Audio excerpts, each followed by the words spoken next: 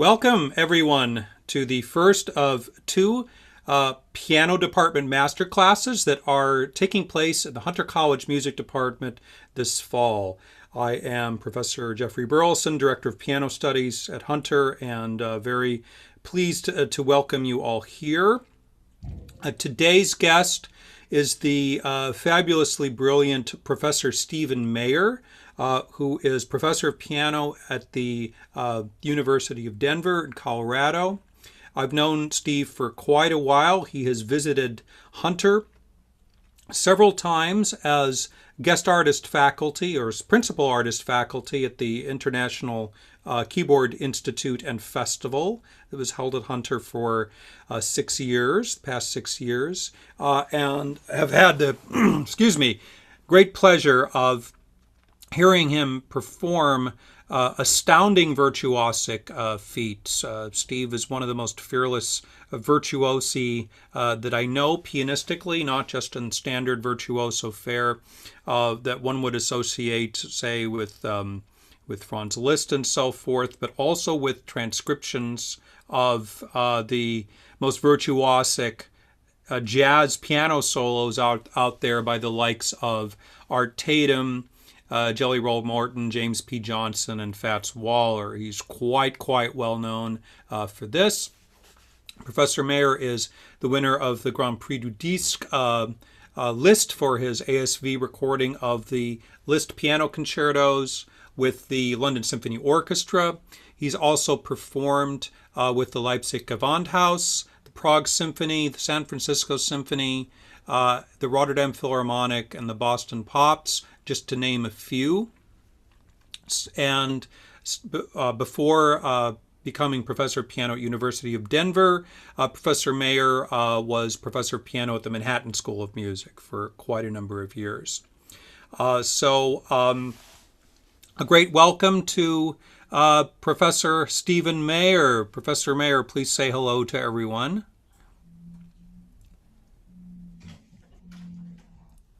Hello, everyone.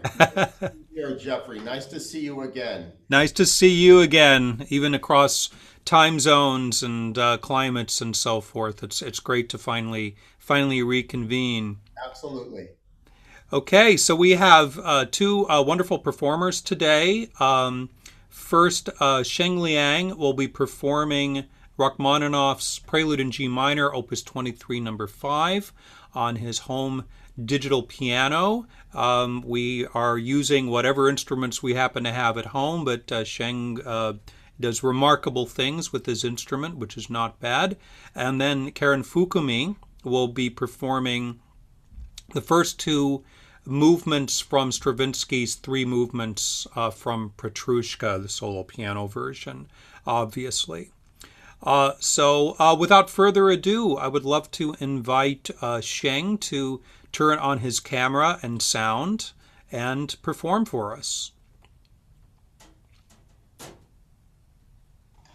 Hello, Shang. Hi, Professor. Hey. All right, so have fun and enjoy. We're very much looking forward.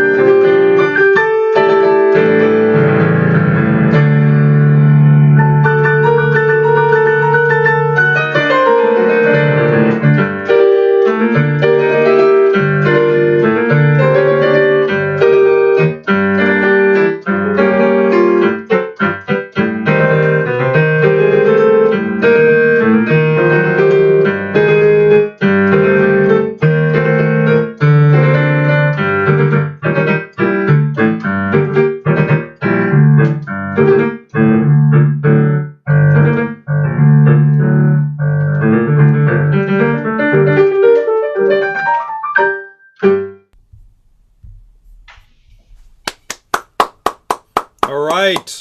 Bravo, Shang. Beautiful performance. Thank you. Okay. Yeah, can you hear me okay? Yes, I can hear you. Great, great. Yeah.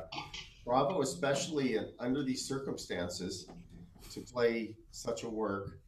And may I ask you what kind of keyboard you're working on there? I'm working with the Yamaha digital keyboard. Yeah. Great. Okay. It sounds like a very good one. Yeah. Yeah. Um, I like the performance very much. I can imagine if we could only put you on a Steinway 9-foot piano, how great it would be.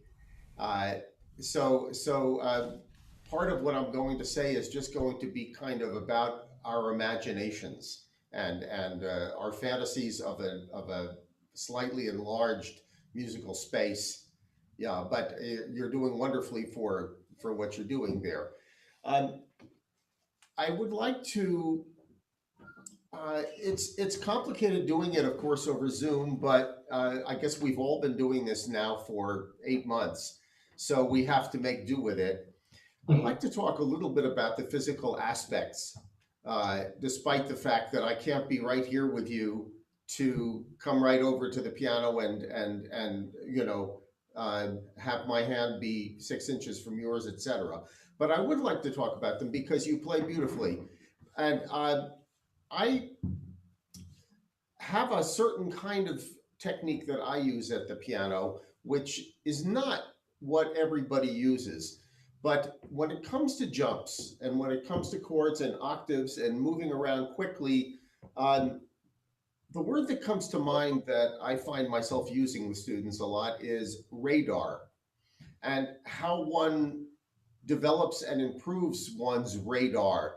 And what I've actually found, not just from my own experience of playing, but from looking at in our YouTube age, watching great pianists play, is how when one watches something that really is just excellent with regards to the physicality, one is aware of no effort, and one is sort of like watching a fish swim in water, a beautiful sort of choreography that takes place without any effort. Um, it's particularly hard, I find, on keyboards because there's something about the action of keyboards. It's a light action. It's not a deep action, and there's a way in which everything is sort of every little imperfection is magnified in a kind of um, way, and you can actually not accumulate a sonority, a sound that kind of covers for you, that makes a general kind of orchestral feel. It's so individual. Every single thing is taking place right at the second that you touch it. So part of this is going to be the fantasy that you're on the 9-foot piano in Carnegie Hall, and I know that were that the case, it would be great. Um, what I find that I do is I pre-prepare a lot when I practice chords, and um, let's say I'm going to play,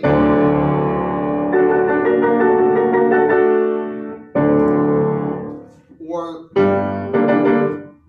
I will always get over what I play silently before I play it.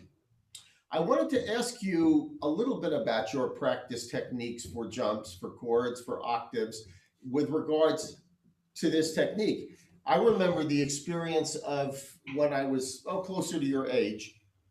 I was living in Amsterdam, in Holland, and I decided in preparation for this recording I was making of Liszt concertos with the London Symphony that I would play for somebody who had a completely different idea of how to play the piano than myself, just to kind of get some interesting perspectives on it. And he said the exact opposite to me after watching me play. He said, "You're so practiced. You're so uh, kind of rehearsed in the way you get ready for things. Why don't you just let it go? Why don't you just let the octaves fly and take your chances with it? And you'll play faster and it will be more brilliant. And I tried it for a little while, but for me, I think I had worked so long the other way that it didn't really work. So, as an experimentation, why don't we sort of try a little bit of what I'm talking about? But before you play, just tell me if you can relate to what I'm talking about with the whole concept of the radar. This kind of thing, getting over something before you even play it in your rehearsal techniques. Do you ever find that you practice this way? I don't think so. I don't think so. So usually, the technique I talked to my professor Burleson is that okay, I then do this one first, and then wait, and then do the first chord like that, and then wait when I prepare and then I play the next chord, something like that. Because I have a very technical challenging at the second playing like this one.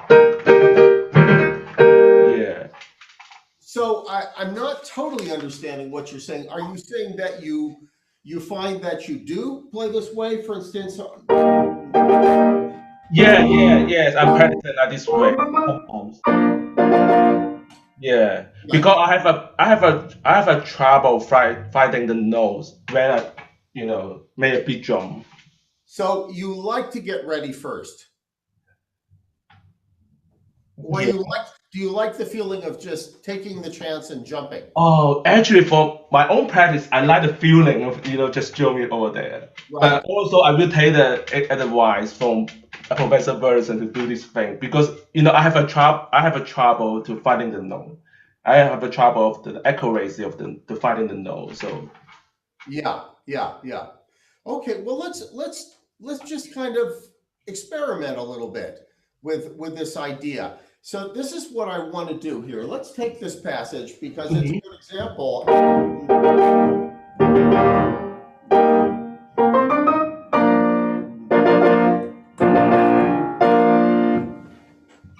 Mhm. I'd like you to leave some time before you play where you are silently touching Touching it, right? notes.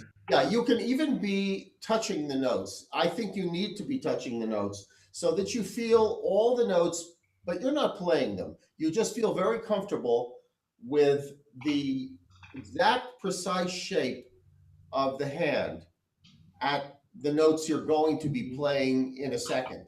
But you don't play them. So it's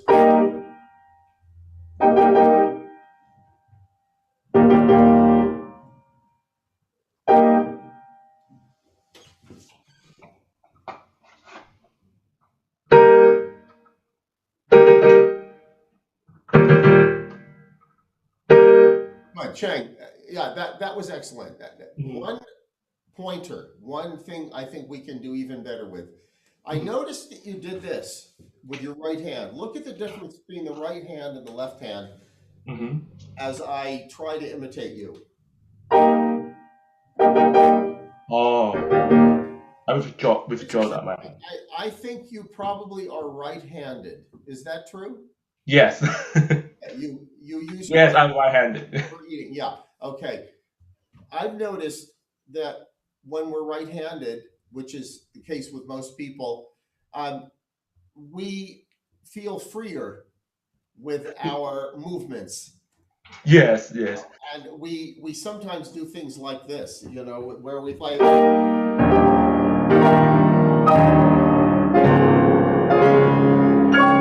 that kind of thing. But with the left hand, we don't usually do it. We don't sometimes, but not so often. Mm. So let's see if we can keep economy of motion. Keep your right hand and your left hand exactly over the notes that you're going to play. Mm. And don't come out from the keys between the Mm. movements. Move laterally, sideways like this. Not, but Get it. try again. Mhm.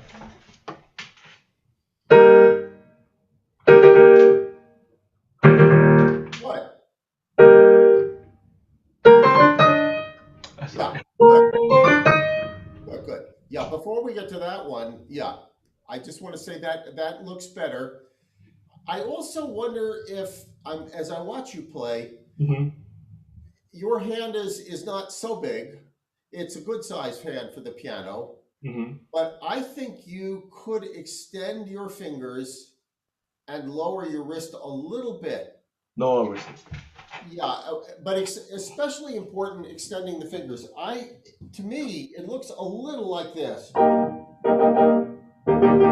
rather than this Mhm. position, a little more than this position. So let's try extending the Mm. fingers a little bit out. Yeah, you know, some of it is the height that you sit. Yeah, I think maybe I feel the like you're problem lies. sitting very high. That you're. Have you thought about exactly how high you're sitting in relation to the keyboard you're playing right now? Really? Well, do you feel Oh, like you're high, or do you feel, is this how you sit at the piano? no, I'm not sure. I never think about it because I get used this bench. So if you sit a little lower, I'm not saying you have to do it, but if you sit a little lower, it is easier to extend the fingers when you play, Oh. right? I mean, it sometimes it goes too far, right? When you watch Glenn Gould play the piano, he sits under the piano and the fingers are very straight. But when you are very high above a piano like this, Hmm. you can't really extend the fingers, right? Because the position is not parallel to the piano. You're like this. I Yeah. think, you know what you could do? You don't have to change the chair. You can bend down a little bit to make your height lower. Yeah, good. Just for now, that's good. Now try the same passage and keep your fingers, Shang, keep them out as much as you can straight, just to experiment, but keep the movement we talked about, the very fast movement. Hmm.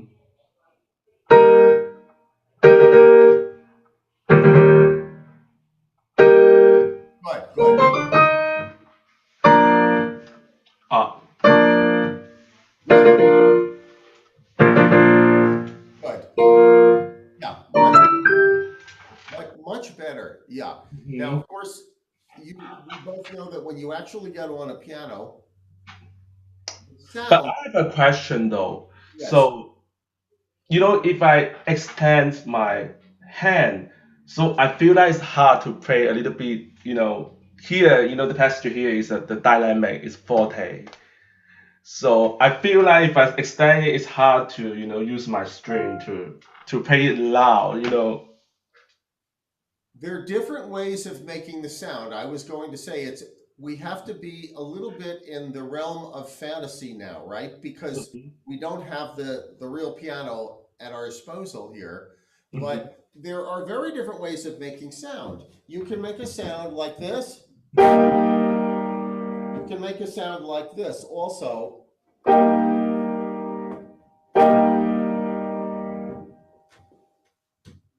I believe that if you pull a little bit more, Mhm. not push, that you can control how fast your fingers go down and play less aggressively on a real piano. I'm not sure this is a distinction we can make very well with a keyboard. Maybe Mhm. a little bit, but it's quite evident on a piano that you can play something like a,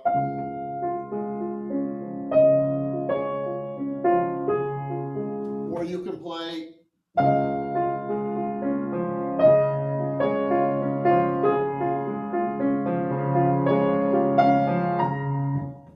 and it's a very different sound for the audience Mhm. because when you push in, you have a very strong attack. It's very clear, but Mhm.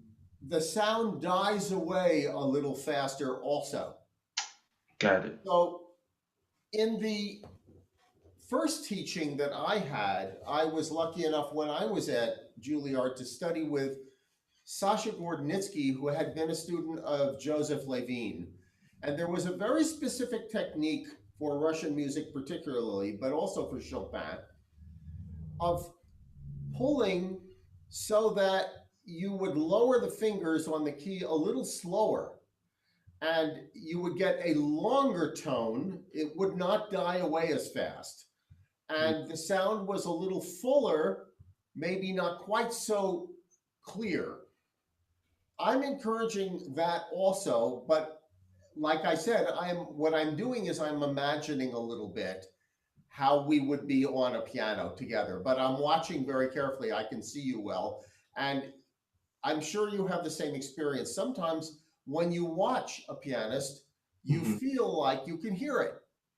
You know, if you're looking through glass or something, it's in another room, but you're looking, you almost feel like you hear the sound because there is a really strong connection when we spend our whole lives at the keyboard between what we see and what we hear. We reproduce sounds, after a while that look a certain kind of a way.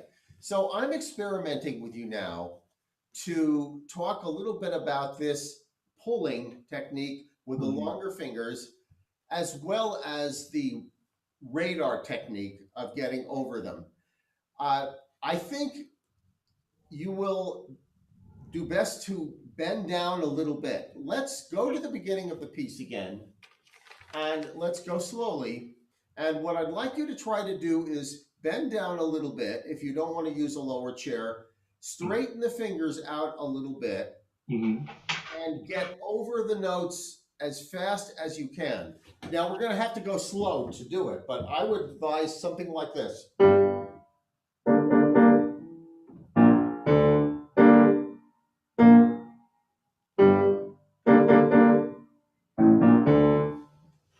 Taking little bits of time and bending down so that you can have this position a little bit more. Let's just try it slowly. I want to watch the hands. Yes, okay.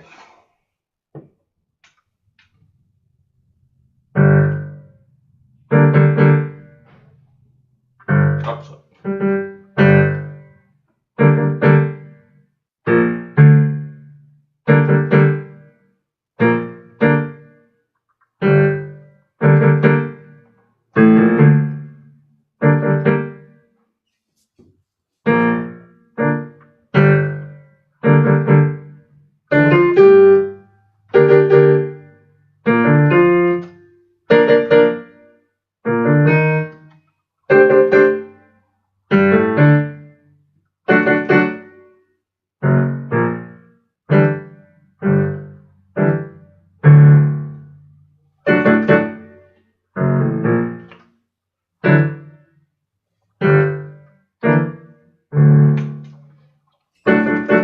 Yeah, Shang? I think it's very hard when I didn't do this practice, when I play this score and then immediately prepare this one. I never did this practice before. Yeah, it's very hard for me. Well, I feel it, but I think it's very helpful though. Yeah. Well, it is hard. Yeah, it's hard because I never Yeah, practice like this way. Yeah. yeah, Shang, I love your personality. You have this great enthusiasm and everything. I think you also, I can tell, you're a person who you get bored very easily. I can see that about you. Yeah. This is very boring, Shang. I have to warn you. It's very boring to do experiments with changes of technique. But it's like when you practice running, if you put some weights on your body and you run slower and then you take the weights off, you run very fast. So I'm making life a little bit hard for you now. I'm trying to do something that seems a little awkward, but I think that it can help you. These two aspects, I think, can help a lot. Now let's move to the next page because this is an interesting passage here. This one here. When we play chords and octaves, the sensation that we like to have is that we're playing single notes, right? We Mm-hmm. like to feel like it's very simple to play the scale, right? We just want to feel like we're walking. Yeah. The best way to do that, I think, is for you to stay very close and keep this hand position that we're talking about, and just kind of walk from one octave to another. Don't come up from the keys at all, but rather than,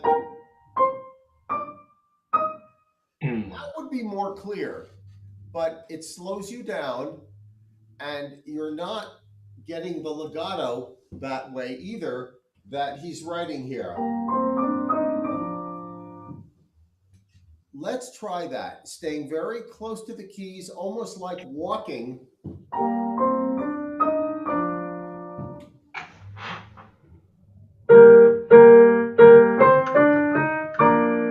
Right. Okay. So you're using the fourth finger in your octaves. You're using Yeah. 4 on the E flat and the 4 on the B flat, right? Yes. And you're Yes. using 5 on the other ones. Yes. I think that's fine, but I'm going to ask you as part of this experiment if you would just play with a 5th finger in your octaves here, because it will encourage you to kind of have this close technique. Try it just with a 5th finger on the top. Okay. Right. Okay. Now, Shang, do this for me. Play it the other way with the 4 that you did before. Okay. Hey, all of them use the finger 4 1 4. Use the fingering that you were using. Oh, okay. I want to hear. Okay, this is what I heard, Shang. But why did I hear that? I tell you why I heard it, because your 4th finger is stronger than your 5th finger. So it naturally played the E flat louder than the D and the C that preceded it. So it's very natural that you would play. Now that's fine if that is what you want us to hear, but I don't think necessarily it's what he had in mind. If you look at the phrase, it's a, right? 4 notes, and then the accent comes after it. Not. So one of the good things about using 5s on octaves is that you force yourself to have the same tone naturally on the top notes. And even though it's more awkward, because of course it feels good to play legato between 4 and 5, tonally it is superior. You have a more even sound, and then you make the difference in the tone, if you want to, with your arm weight, not just because your fingers are shaped differently. So one of the experiments we can add, we're talking about experiments here, is for you to play all the octaves and chords, but usually the octaves, with 5 in this piece for a little while, and see if you don't get a more even melody tone on your octaves. Okay? Get it. I know it sounds like a lot of work, but I think you have all the time to do it now. It's good actually that we're kind of removed from life. We can do better practicing. I think it would be very good for you to do that. Now, let's try it slowly one time.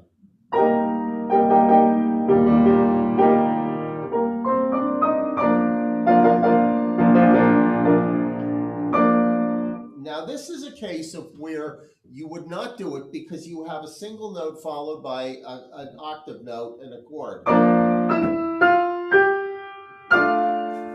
Right. That one, 4-5-4-5, is natural, right? I think because it's a different configuration. And the same with the following one, but we still have the other one here. When you actually just see an octave, try playing the 5. You can use the 4 for the other ones. Let's go slowly from here.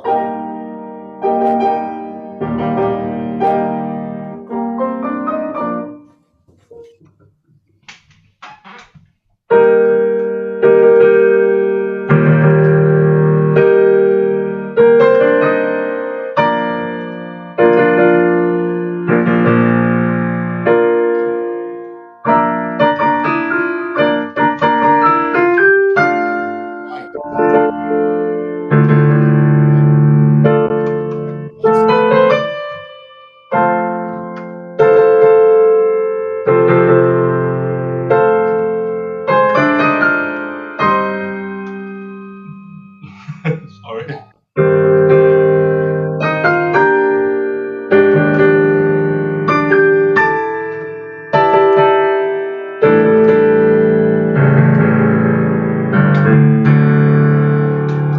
Stop for a second. Very good. Very good. I want to encourage you also, let's add one more technique to all of this. When possible, don't touch the sides of the other notes that you're playing. That's hard when you don't have a large hand, but it gives a very precise placement of each finger. And specifically, when you have a passage like this,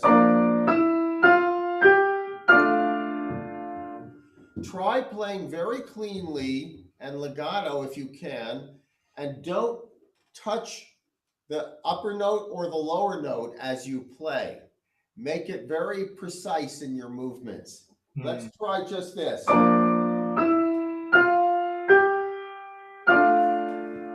Let me just see your right hand.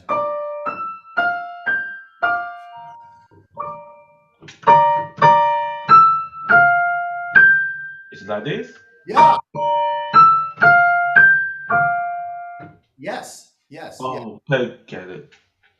You need to do more work for precision in your placement of the chords.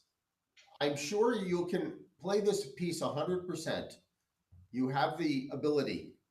You need to be a little more careful with the precision, not just placing before you play, but when there isn't time, only moving the position to the exact place of the note, not kind of shooting a little further from the note.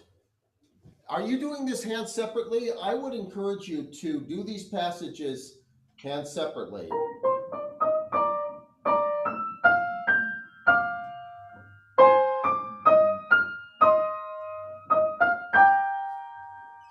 Let me see you do just the right hand, these passages.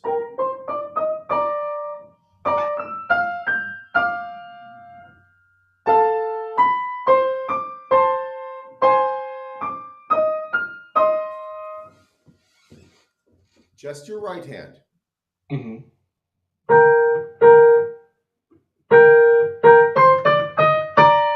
Good. Good. Oh, here is finger 5, right?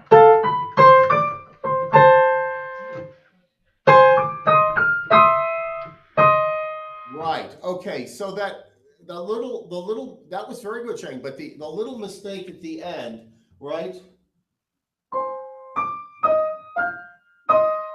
was because you weren't preparing for that chord before you played it. So let's try again.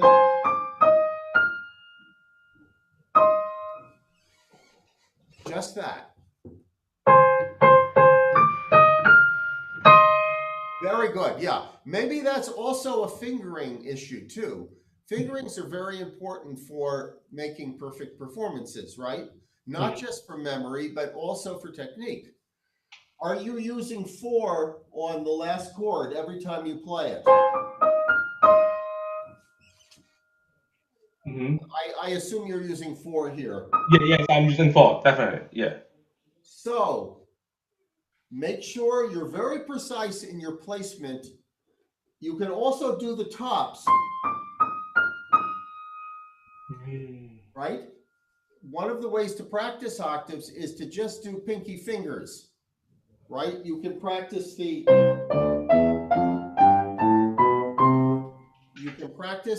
octaves just on the outer fingers when you have lots of them, because the thumbs are quite easy, right? We always see our thumbs, they're right in front of our eyes, they're in the center of the keyboard. The problem is the outer notes. The fingers are not as strong, and also we don't see them very easily, so it's hard. You need to practice them separately. You can also just balance the chords to the top when you practice them. You can play using more pressure on the top finger. Let's say we're using 5, than you do in the thumb. If I did it with the thumb more, it would be like this, right? Yeah. Not as clear, not as beautiful a balance, but you have there the advantage of 2 octaves apart, right? You have that open sound of the 2 octaves is more beautiful on the piano than when you just have 1 octave apart. So there are many reasons why tops and bottoms are very important, which is another aspect that I could talk about with you. And when you play especially Russian music, many, many notes, you need to take the outer notes for our ears and make the inner ones less loud so that the balance is more beautiful. But again, this is hard with a keyboard. Uh, let's play the slow section one more time. Could you play for me? Mm-hmm. From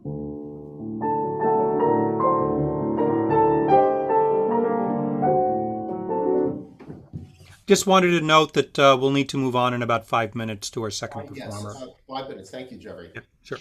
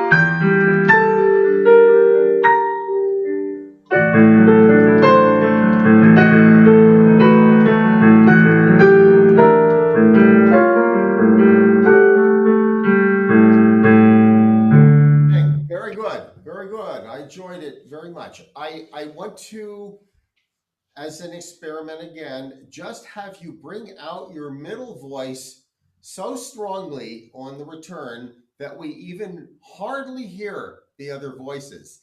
It's one of the fun things about this piece is that you can really kind of play tricks on our ears so we think you have 3 hands, right? That's what he enjoyed doing in the kind of style that Rachmaninoff used when he played the piano, or the people from his time, like Joseph Hoffman.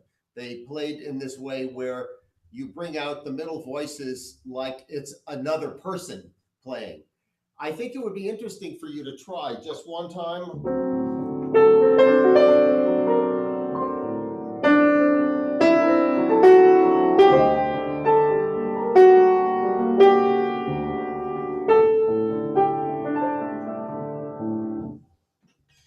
and make all the other voices very soft, but bring it out like it's a new voice coming in much more full. Let's just try the second time.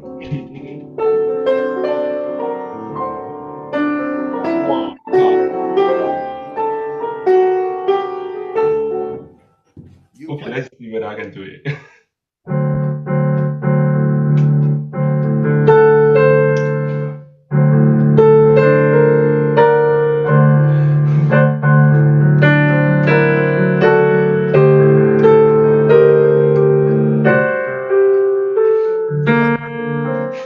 Yes, okay, you're batting about 500. I think you can bat 1,000. Really, that's an expression from baseball.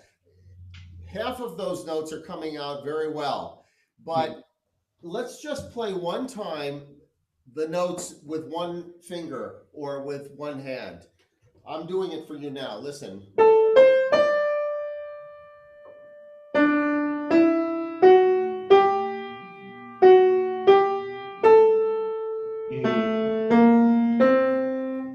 Just play those notes one time.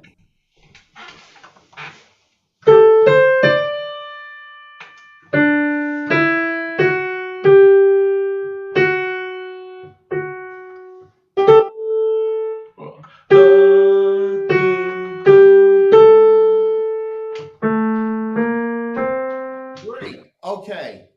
Now you have it in your ears. Do it with all the other notes. I know that you can do it.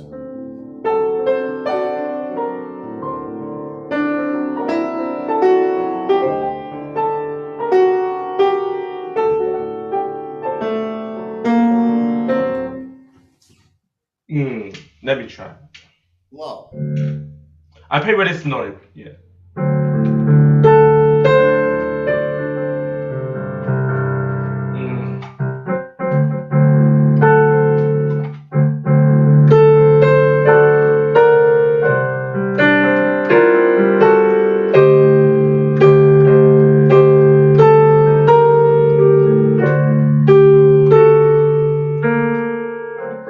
Yes, good. Very good. Okay, it's not easy to do.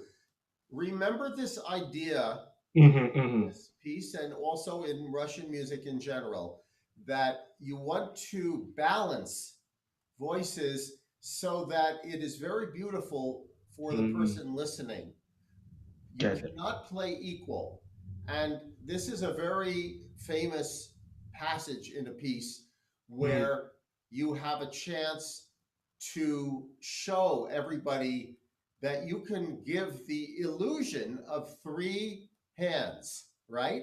A middle hand and then the outer hands. And then in this case, the middle hand is dominating. It's like a beautiful new sound that's coming in between the harmony and the melody. Good. Okay. Well, good luck, and I enjoyed hearing you. Thank you so much. Thank you so much, Shang, and thank you, Professor Mayer, for your extremely illuminating comments here. That was really very stimulating.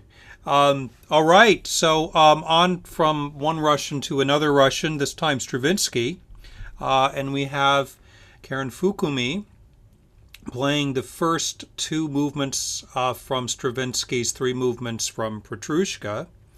And so Karen should be setting back up any moment now. There she is. Her camera is on.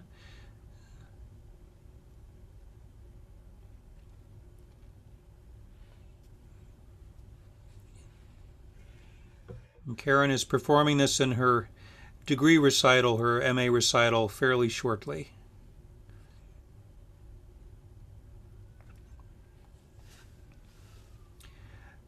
So are you ready, Karen? Yes. Okay, let's have some fun.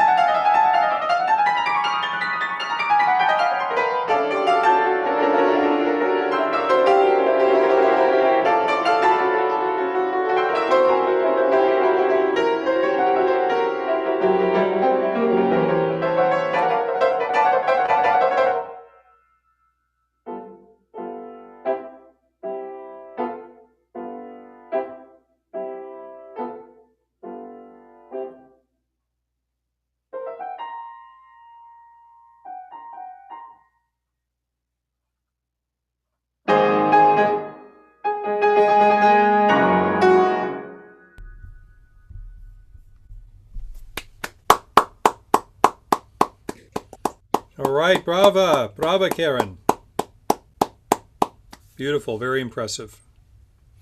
Thank you, Karen. Thank you. That was beautiful. Can you hear me? Yes. Great. Yeah.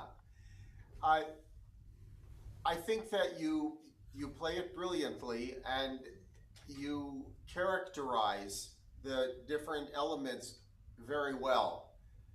They stood out to me in terms of the contrasts between the sections, and the characters in the ballet were clear, I thought. Uh, that's particularly a challenge in the second movement where you have the three main characters, right? You know the the story, and you saw the ballet probably and watched, you know, um, the ballerina, the Moor, and Petrushka. Uh, One of the differences between Stravinsky and some other composers who wrote, let's say, Russian virtuoso music, is that Stravinsky was kind of like a mathematician in how precise he was in the way he wrote. Uh, and he spoke about that a lot in his writings also. He was really kind of a genius when it came to proportions and relationships between rhythms and harmonies. That was one of the reasons that he influenced so many people. He really was kind of the bridge between the 19th century and the 20th century. And these first great three works, The Firebird, Petrushka, uh, they, and The Rite of Spring, of course, uh, changed the whole musical world. But I think where you could add to your very good performance is in the precision in some cases, particularly in the second movement, of exactly what he wrote, because he did figure out the proportions very carefully. Uh, the the Danse Russe was fine. It was very good. We can talk a little bit about some elements of balance and maybe a few technical things that we could talk about as well. But let's start by talking about Chez Petrushka a little bit. And I would like if you would imagine that you were the conductor conducting the orchestra in the piece, so that we have a very precise counting as we go along, the differences between the eighth notes and the 16th notes, the triplets, the 30 seconds. There's every note value on the first page, right? There are many details of those. I think it will become more, let's just say, a kind of a deeper performance that one could hear over and over again, because these proportions are very well thought out by Stravinsky. So let's choose a slow tempo or a slower tempo and try to play it exactly in time.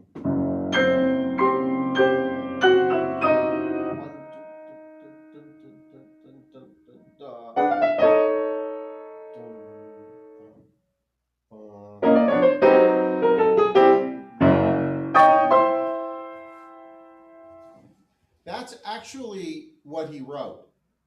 Can we do it once, very in time this way, at this tempo?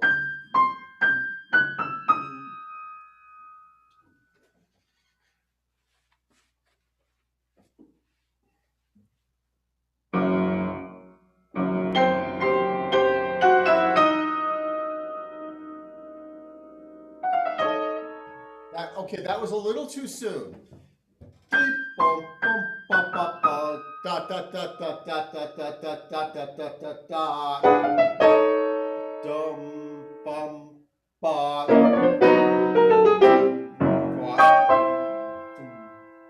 One, two, three.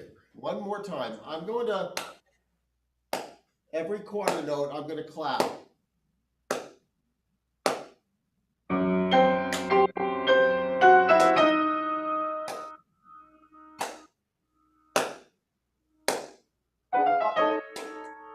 2.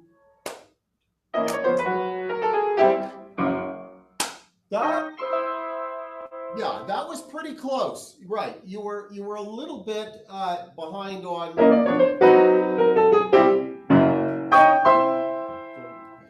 So, usually I don't like to use metronome. I don't think it's helpful. It only makes corrections, but it doesn't give rhythm. But in this particular case, if you can kind of imagine that there really was something there. So I think you get the idea, right? Let's just try to keep a very steady pulse and make sure that you're precise. Okay, now let's do the same thing with the molto meno. And remember, that would be exactly half as fast, right? So if we have, it would be 1, 2, 2, 1, 2, 1, 2, 1, 2, 1, 2, 1, 2. Right. Now that's too slow, but that is the right proportion. Those were the exact rhythms. So let's do, I'm going to count for you in the molto meno and conduct at this tempo. 1, 2, 1, 2. Okay. 1, 2, 1, 2. 2, 1.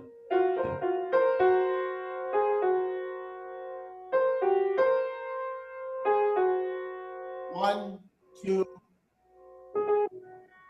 Yes. 1, 1, 2. 1, 2. Yeah. Good. Okay. I want you to go through it like this for yourself. We don't have to continue this right now, but this is a very important element of this piece. You know, even if you don't see the ballet and you don't know the story, it's a great piece. Not just because the ideas are so brilliant and the melodies and the piano writing, all of that is great, but it's also very logical and very perfectly worked out. So let's go here.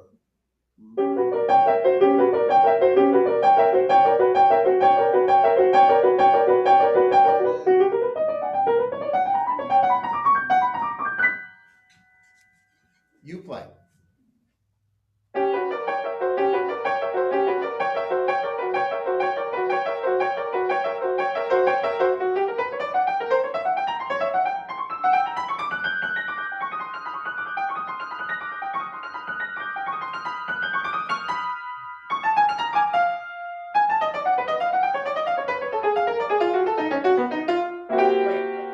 That was almost perfect, I thought. You were really just right there. Just one detail that is important here. This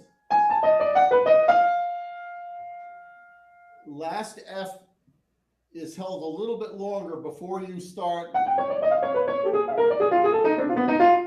So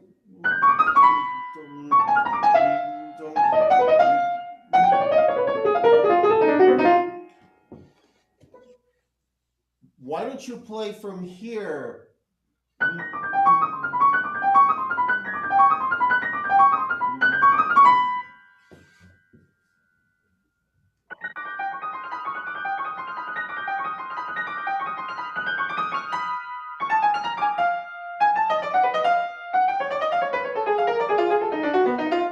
Karen, you're very fast with this stuff. It's great. I think you probably are good at math. Make sure that you do the same kind of work because this is much more balanced. Now, I want to just talk about you. As I said, I thought your contrasts were beautiful when you play the. Make sure that your timing is just right. The eighth note to 54, and then the eighth note to 80. You played it like it was 50 and 100, almost exactly one half. But it's actually kind of more like 2/3. of the tempo. So if you pick this tempo,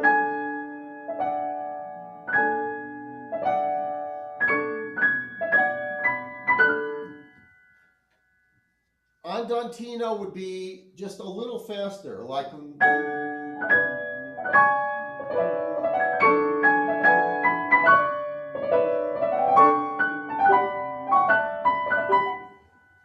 let's try it one more time from Adagietto.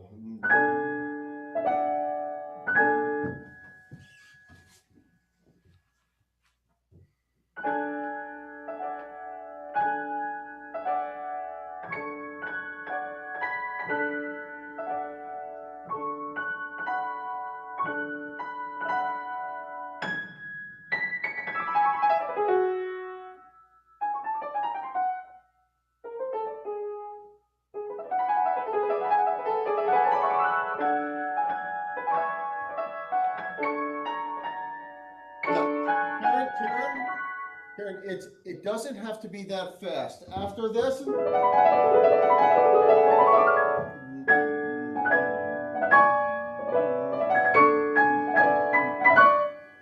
that would be the relationship between 54 and 80 there, okay?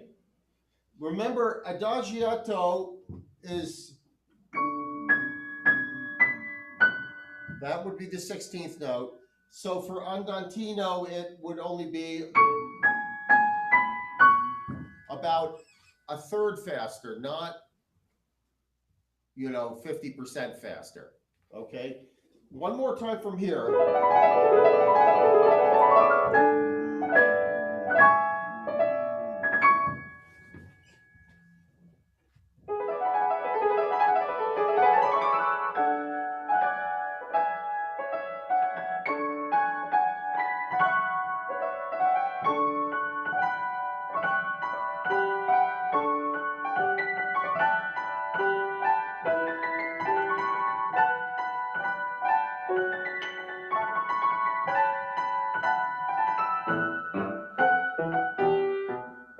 Yeah, very good. That's perfect. Yeah. I think that when you do this, the movement will hold together even better than it does. As I said, I thought your contrasts were great and your playing is great. I think this one additional element will make it hold together like it's one piece, not a broken up series of events. Okay.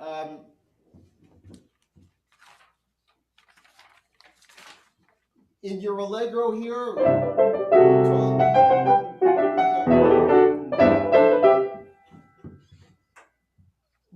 one idea that I could give you here, you play it very well, it's very hard, would be that you could be a little freer with the spirit of the thing, so that you kind of give a folksy feeling.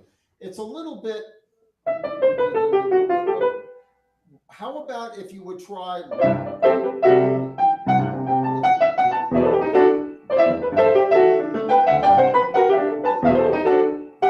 With a little bit of weighting, so that there's a little bit of a feeling of breathing in it. Maybe we could try it a little bit slower.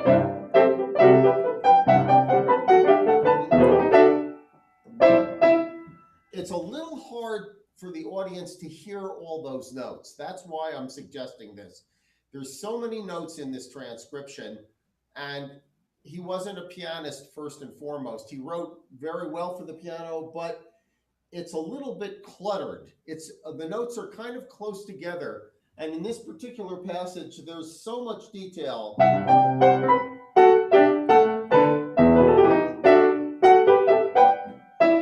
Maybe we could try it one time and leave little breaks.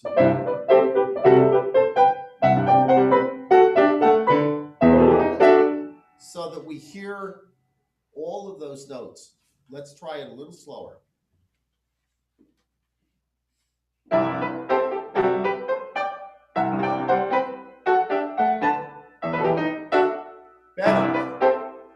Better, yeah. Let's add one additional element, and I'm going to talk about this in relation to the Danse Russe in a minute. because it's so cluttered, there's so many notes close together, let's balance the top one a little more. So we hear,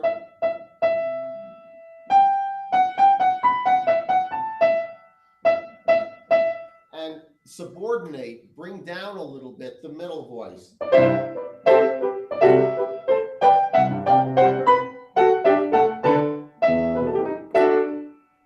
Try that.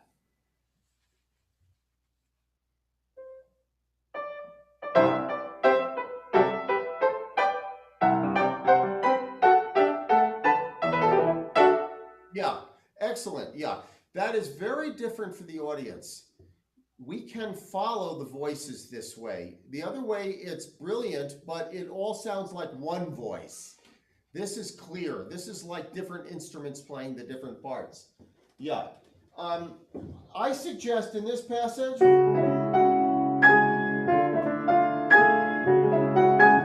that you show the full range of the piano, the different registers. Like I was saying, one of the problems in this transcription is it's written in the middle of the piano. There are many notes right in the middle of the piano all the time. This is a passage where it goes out a little more. Let's bring out the top more.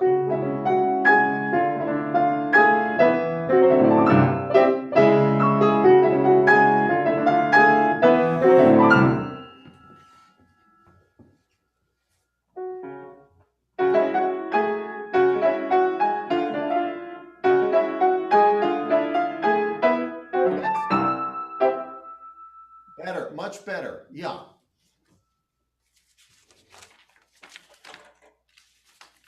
Keep on counting exactly in the vivo stringendo section here when you have the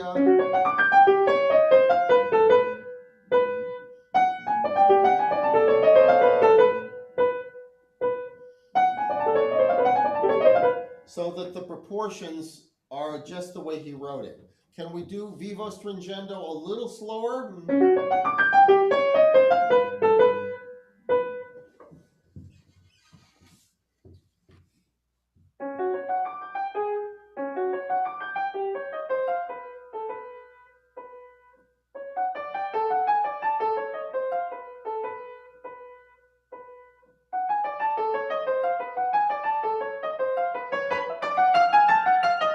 Very good.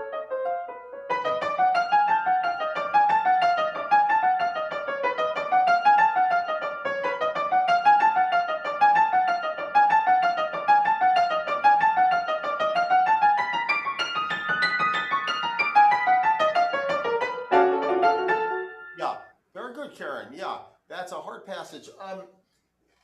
Make sure that you're counting the exact number of each one of these patterns, okay? Let's try it one more time from...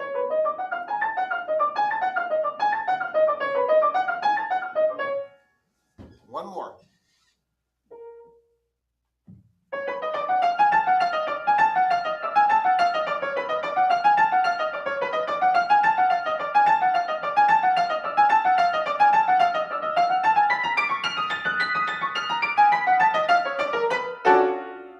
Great. Okay, that was exactly right. And remember that what comes next is exactly in time. It's very hard to play it that fast, but you can give the idea a little bit of...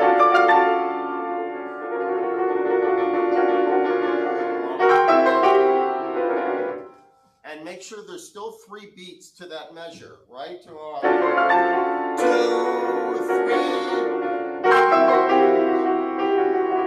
3, and then only 2, 2, 2, 3.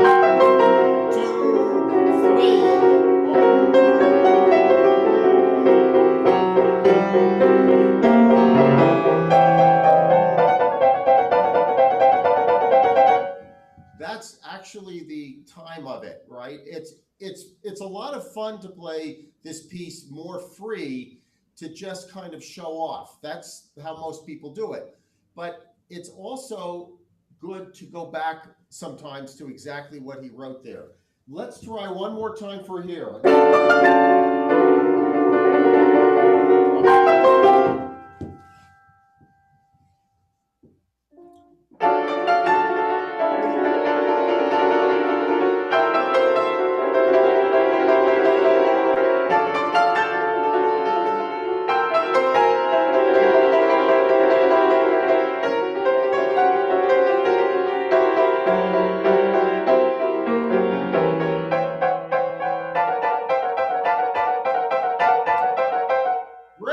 Okay, you did it better than me, really. It was great. Great. Yeah. And I think you can use both of your thumbs for the last note of the piece.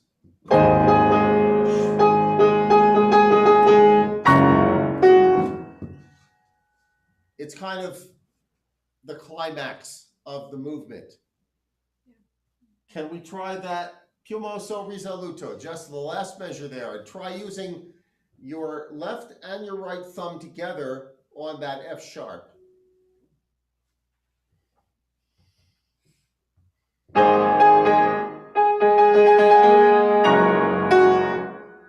Right, very good. Let's do it one more time, completely in time.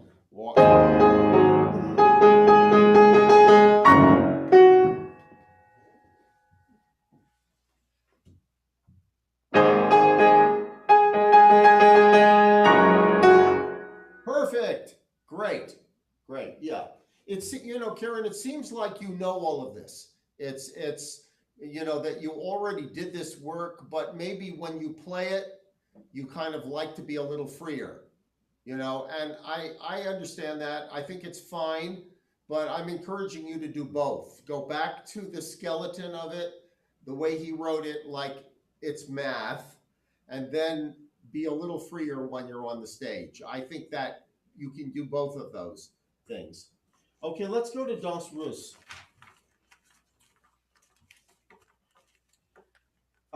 You played it so well.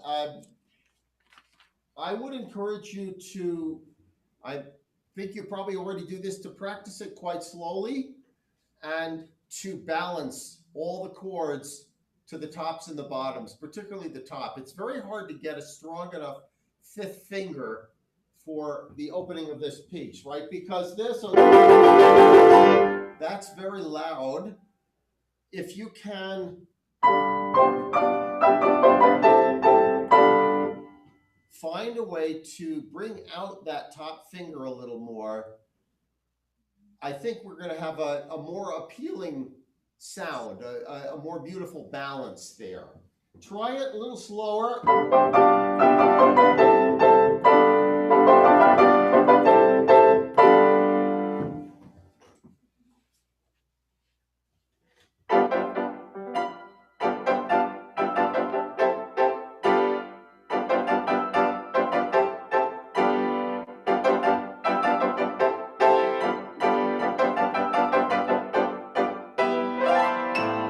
Great, great, great.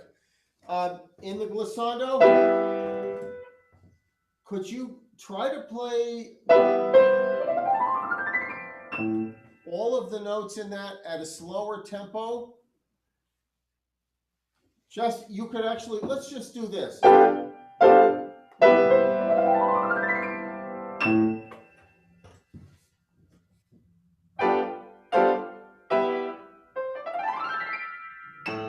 Right, and let's begin the glissando on the C a little sooner so we have more time. Then you won't feel like you have to skip the notes. You can actually play them all if you go right to it.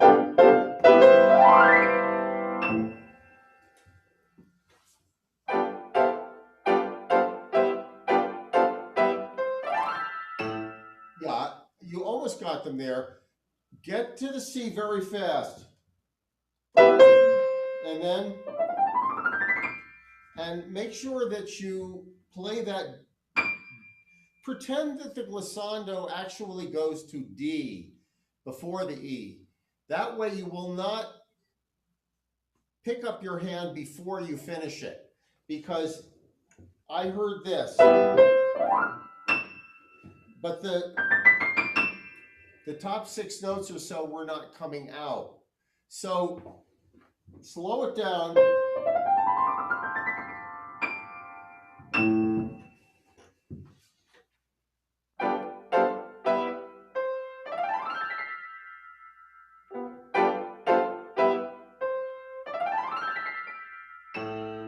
Karen, did you hear that? That last one was absolutely perfect. Okay, that's one of the rules of glissandos. Actually, glissandos are a special technique. For instance, when you practice glissandos, you shouldn't really play them because you're going to hurt your fingers, right? You can, this part of the finger here will become raw. So it's good to play over the notes without depressing the notes. Try this. Instead of playing, just play the C and then silently all the way to D and then the E at the top. Let me see you do it silent.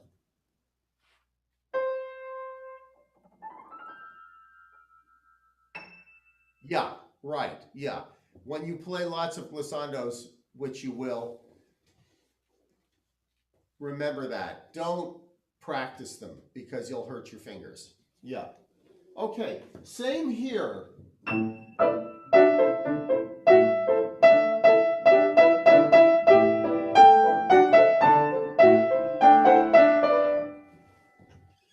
Tops and bottoms, mostly tops. Slowly, let's hear it.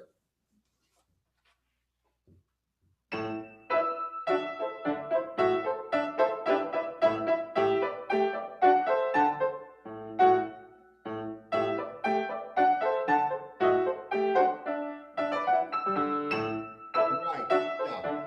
Very good, yeah. This one is hard. I suggest that you... What fingering do you use in the 6 notes in the left hand? So first D, 3. Just play the left slow one time. Yes, I think that's a very good fingering. When you come to the thumb on D, stop a little bit and make it kind of an accent. It's more brilliant.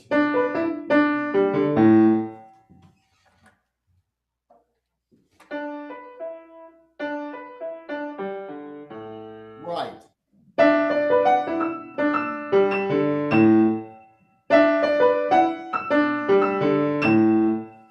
Do it with both hands.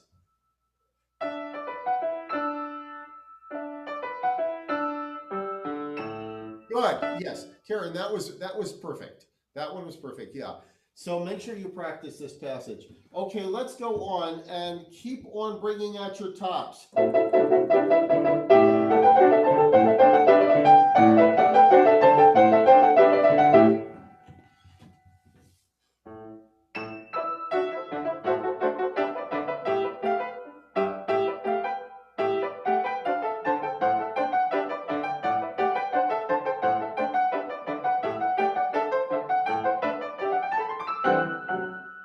Very good. Yeah. Listen carefully to make sure that the notes are tonally even. The way I was talking about it with Shang in his in the Rachmaninoff prelude, it's the same principle here. You have to listen carefully to make up for the different intervals in the chords so that we hear the top line.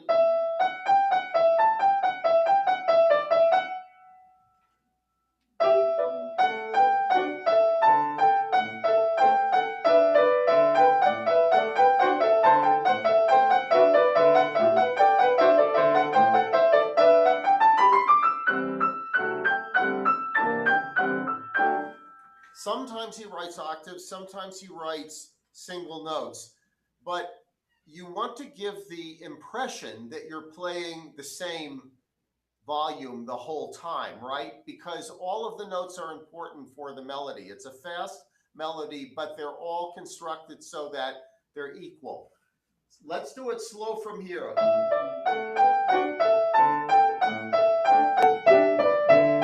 And try to bring out the top notes a little more portato. You know what I mean? That means a longer touch.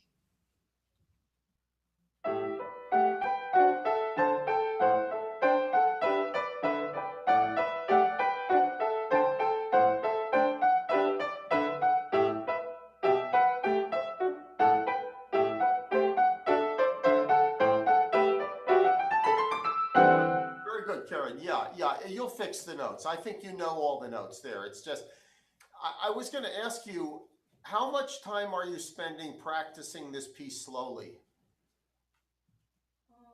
Are you practicing slow? Some parts, yes, but I realized I didn't do for this section. Yeah, so some parts you practice slow. I think this is a part that you really should practice slow. And I think that it gives a beautiful effect when you very even tonally for this whole section here. Yeah, I thought you did very well with this.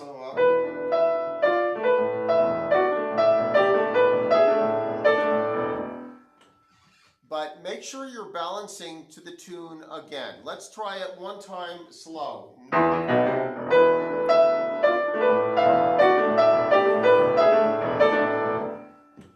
Take it at a slow tempo once.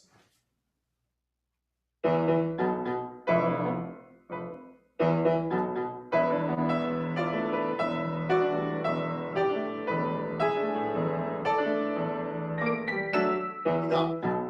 Right, and make sure, good, yeah. It's nice to hear.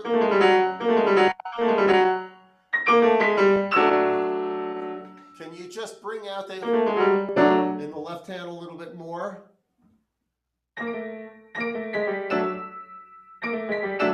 Yeah, that was a great one. Yeah, yeah. It's balanced, right? Because gets lost very easily. Okay, this next passage is very hard for small hands. All of the left hand here.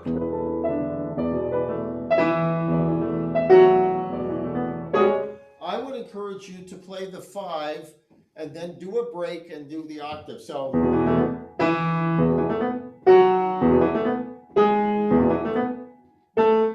take a little break before you play that octave in the left. Let's just do the left hand.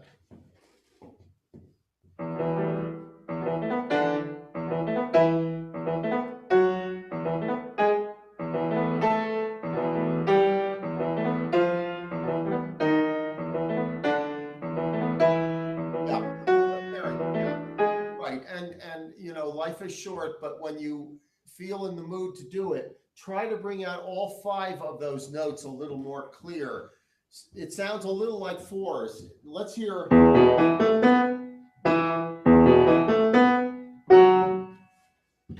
All 5.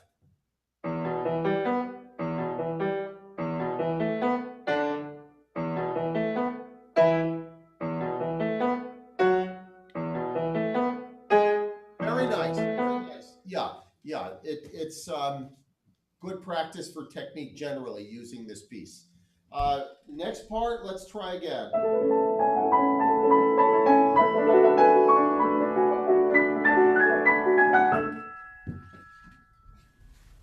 You play.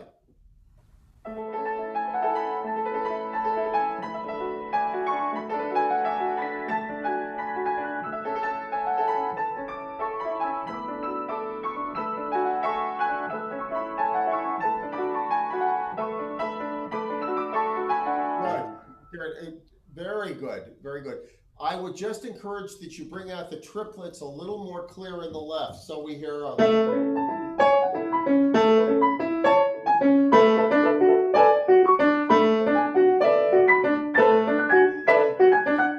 Because that's a typical element of the piece, cross rhythms.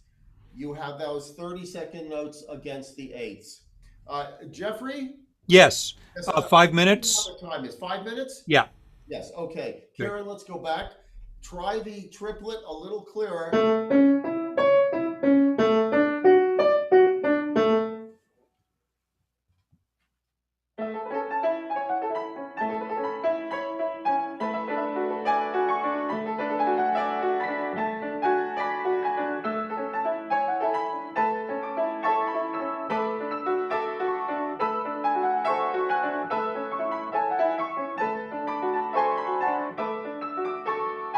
Good.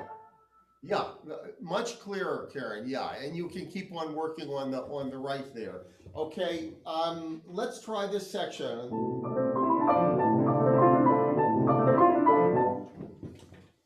Play the next section, the D minor.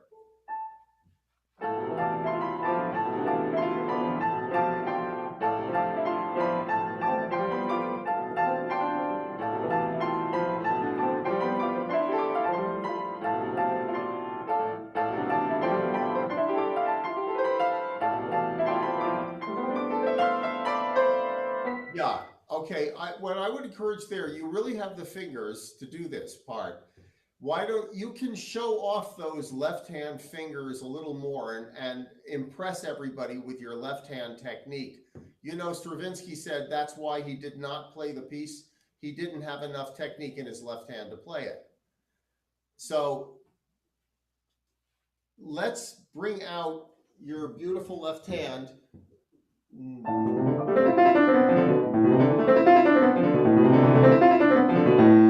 With a little less pedal and kind of a crescendo, like little waves.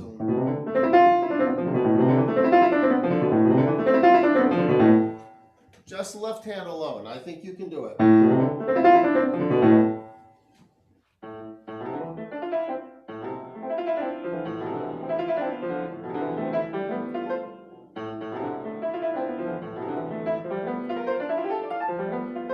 Right. Good, good, Karen. Now a little slower, both hands.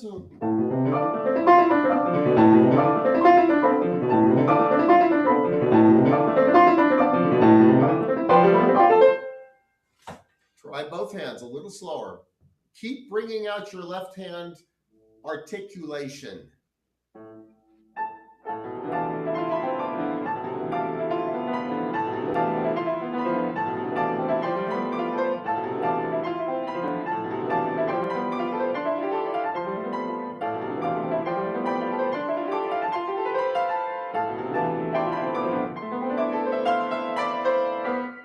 Yeah, very good, very good. In Poco Meno Mosso, not too slow here. Right, it became a little bit like a slow movement there. So keep your direction there. You want to play from...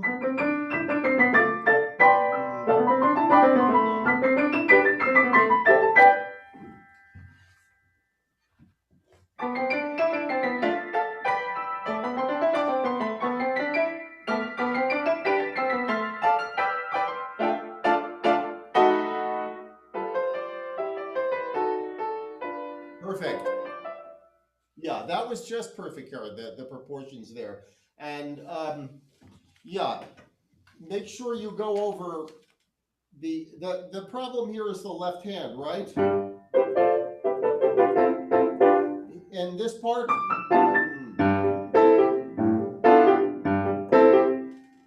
the technique I was speaking about with Shang, I would advise, which is you get over that chord quickly before playing it. If you can see my hand here,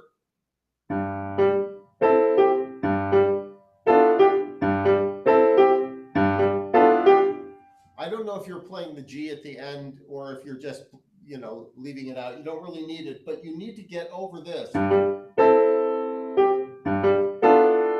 before you play it. Let's have left hand here.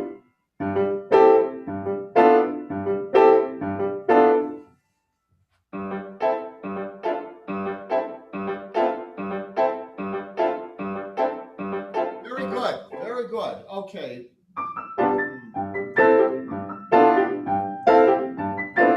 Both hands.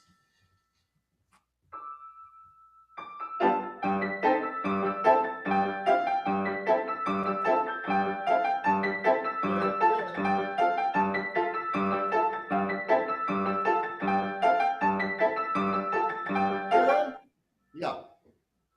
When you did the hands together, you were not as careful to get over it first. Just watch my hands for a second.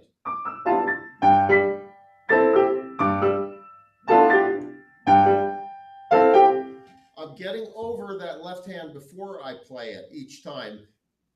But let's do it with the right so that you make yourself do that radar with both hands. Let's do it. Slow.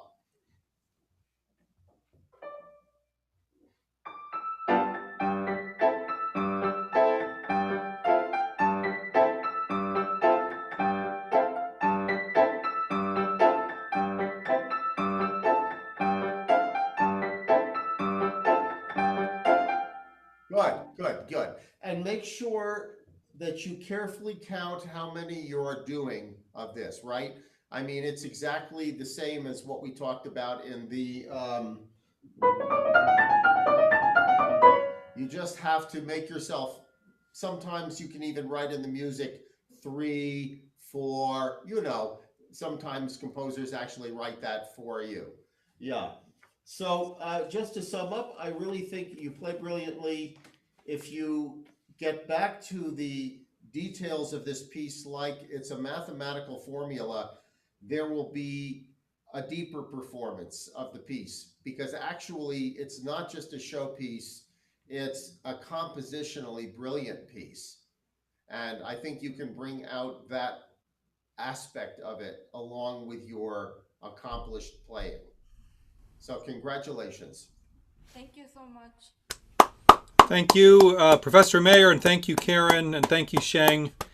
Thank you for such an illuminating and enlightening masterclass, Stephen. This was really, really great. So great to have you here, even if it's thousands of miles away. At least we can create sonic mayhem and magic across all these thousands of miles. Great. Stephen, I'll catch up with you later. I have to run off to my next lesson. But thank you so much. Thank you, Jeffrey, and thank you, Shang, and thank you, Karen. Both of you also. Yeah. Absolutely. And we have a very small, intimate group watching here. We also have some more on YouTube. Sorry, on YouTube Live. Let me get rid of that. I'm not going to answer a call that says spam risk on it. Thank you all so much once again, Professor Mayer, Karen, and Sheng. Stay safe and well and fulfilled. Karen and Sheng, I'll see you soon. Stephen, I'll see you in the ether, and immense gratitude again. And I'll be in touch very soon. Yes, my pleasure.